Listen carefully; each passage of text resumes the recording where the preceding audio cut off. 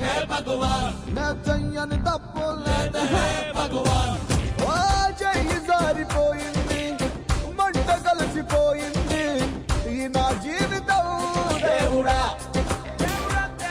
ఓ ఇంకోసారి ఇవ్వవా నా జీవితాన్ని నాకు ఇవ్వవా రిపేరు రిపేరు కరులుంగా రిపేరు రిపేరు కరులుంగా ఓ దేవుడా ఇక్కడ జగన్ సీఎం జగన్ పదే పదే అంటూ ఉంటారు బహిరంగ సభల్లో కావచ్చు ఆయన స్పీచ్ల్లో కావచ్చు ఇది పేదలకు పెత్తందారులకు మధ్య జరుగుతున్న యుద్ధం అని. ఇందులో పేదలు ఎవరు పెత్తందారులు ఎవరు అనేది ఇప్పుడు ఒకసారి మీరు అర్థం చేసుకోవచ్చు. ఇందులో జగన్ని కాదని అనేక సంక్షేమ పథకాలు బటన్ నొక్కి వేల కోట్ల రూపాయల నిధులు జనానికి ఇచ్చారని ప్రతిసారి కూడా చెప్పిన జగన్ ఈసారి ఇప్పుడు ఎన్ని కోట్ల సంక్షేమ పథకాలు ఇచ్చినప్పటికీ ప్రజలు డెవలప్మెంట్ వైపు మొగ్గు చూపారు. సంక్షేమ పథకాలు ఇచ్చిన మాట నిజం, వేల కోట్ల రూపాయలు అకౌంట్లో వేసిన మాట నిజం. ఆ ఉచిత సంక్షేమ పథకాలు ఎన్ని ఇచ్చినా ఎన్నిసార్లు బటన్ నొక్కినా జగన్ని ప్రజలు ఆదరించలేదు. చంద్రబాబు కూటమి వైపే మొగ్గు చూపారు.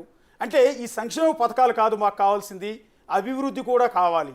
అభివృద్ధి సంక్షేమం రెండూ పేర్లాలుగా ఉంటేనే ఏ ప్రభుత్వం అయినా మనుగడ సాధిస్తుందని ఈ ఎన్నికల రిజల్ట్ ద్వారా ఈ వ్యతిరేకతను వ్యక్తం చేయడం ద్వారా ప్రజలంతా చెప్పారు. ఇవాళ జగన్ ఓటమి, వైఎస్ఆర్ కాంగ్రెస్ పార్టీ ఓటమి ఇంతటి ఘోర పరాజయం అనేది దేశంలో ఉన్న అన్ని రాజకీయ పార్టీలకు ఒక పెద్ద గుణపాఠం లాంటిది. అంటే ఫ్రీ బీస్ ఉచిత సంక్షేమ పథకాలు నెల నెల ప్రజలకి డబ్బుల్లో అకౌంట్లలో డబ్బులు వేయటం, దీనివల్ల ఓట్లు పడవు, జనాలు ఆదరించరు, డెవలప్మెంట్ మాత్రమే చూస్తారు అనేది దీన్ని బట్టి అర్థమైంది. ఒకసారి విశాఖ జిల్లాలో అరకు పాడేరులో మాత్రమే వైఎస్ఆర్ కాంగ్రెస్ పార్టీ లీడ్ ఉంది, అది కూడా ట్రైబ్స్ ప్రభావం ఉంది. ఆ 2 స్థానాల్లో తప్ప మిగిలిన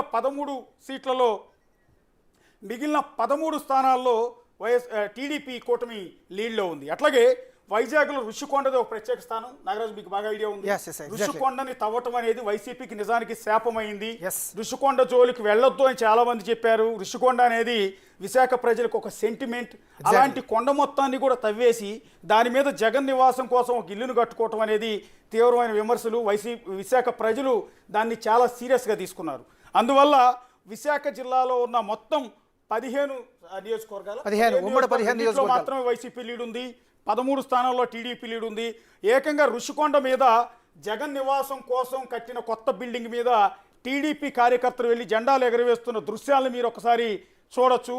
ఎన్నికల్లో ఋషికొండ ఎందుకు కీలకమైంది, ఋషికొండ శాపం తగిలిందని కూడా టీడీపీ నేతలు వైసీపీ వాళ్ళని అంటూ ఉంటారు. ఇక్కడ శాపాలను మనం నమ్మం కానీ బట్ దాన్ని ప్రజలంతా కూడా రిసీవ్ చేసుకున్నారు.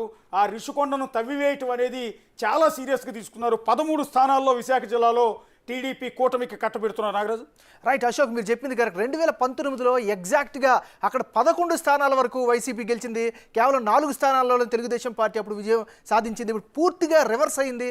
12 స్థానాల్లో తెలుగుదేశం పార్టీ కూటమి విజయ దుందుబి మోగించే అవకాశాలు కనిపిస్తున్నాయి. కేవలం 2 స్థానాల్లో, అది కూడా అరకు పాడేరు. సో అరకు కూడా టఫ్ ఫైట్ ఉందంటుగా తెలుస్తుంది. ఏదైనా మీరు ఇప్పుడు కీలకమైన విషయం చెప్పారు. విశాఖ ప్రజలు ప్రశాంతతను కోరుకుంటారు, విశాఖ ప్రాంత ప్రజలు డెవలప్మెంట్ని కోరుకుంటారు.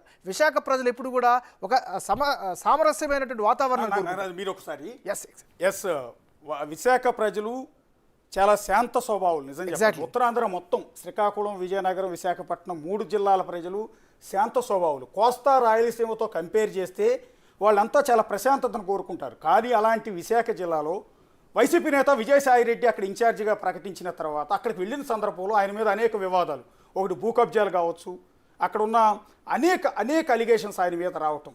సో దానివల్ల భయపడిపోయారు. ఒక విధంగా చెప్పాలంటే ఉత్తరాంధ్ర ప్రజలు కావచ్చు, విశాఖ ప్రజలు కావచ్చు భయపడిపోయారు.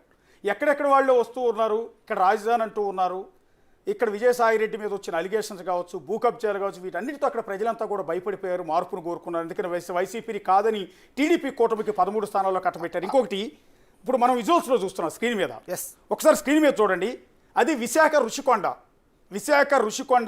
ఆ ఋషికొండను తవ్వేసి అక్కడ బిల్డింగ్ కట్టడం అని. అంతకుముందు హరిత రిసార్ట్స్ ఉండేవి ప్రభుత్వం, అది కూడా చిన్నగా ఉండేది, ఉన్న పెద్ద నష్టం ఉండేది కాదు, అవి కూడా అందంగానే ఉండేవి.